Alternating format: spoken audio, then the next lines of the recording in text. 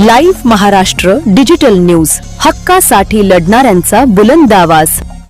परभणी जिले की आन बान शान और परभणी जिले की पालक मंत्री आमदार मेघना दीदी साकोरे बोर्डीकर के हस्ते आज कामगार भवन और नियोजन समिति भवन का भूमि पूजन समारोह बड़े उत्साह और गरिमा के साथ संपन्न हुआ। समारोह में जिलाधिकारी संजय सिंह चौहान, मुख्य कार्यकारी अधिकारी नतीशा माथुर और पुलिस अधीक्षक रविंद्र सिंह परदेशी सहित कई अधिकारी व जनप्रतिनिधि तथा बड़ी संख्या में नागरिक उपस्थित रहे।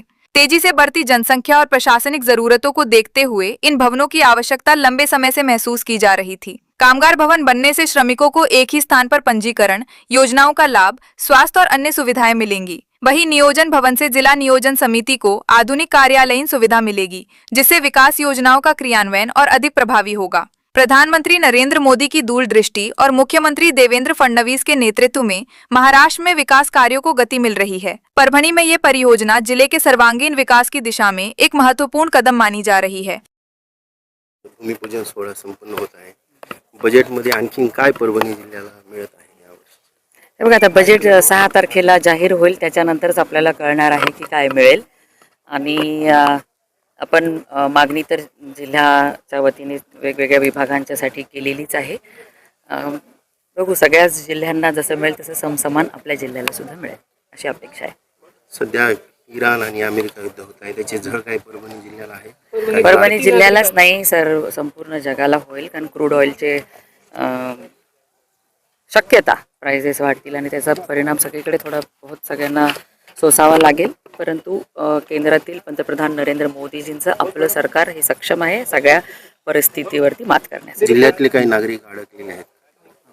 नाही, त्यांच्याशी संपर्क चालू आहे आणि इंडियन एम्बसी आपल्या प्रत्येक ठिकाणी आपण त्या ठिकाणी हेल्पलाईन नंबर दिलेले आहेत आणि तिथे नागरिकांची सुद्धा व्यवस्था केलेली आहे, म्हणजे कुणी असं घाबरून जाण्याची परिस्थिती नाही।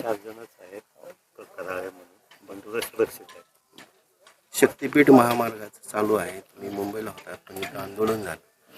5 तारखेला बैठक महसूल मंत्र्याकडे असं सांगण्यात येत आहे। आपण स्थगिती दिलेली आहे, पण शेतकऱ्यांचा त्या दिवशी विरोध प्रचंड होता बैठकीमध्ये की जमीन द्यायचीच नाही। कसं मार्ग काढणार? नाही, बघा, शेतकऱ्यांना तिथे गैरसमज त्यांच्या मनामध्ये पसरवण्यात आला की खूप कमी मोबदला मिळणार आहे वगैरे, आणि हे ज्यांना आपल्या जिल्ह्यात काही विकास होऊ द्यायचा नाही अशा लोकांचं हे कारस्थान आहे।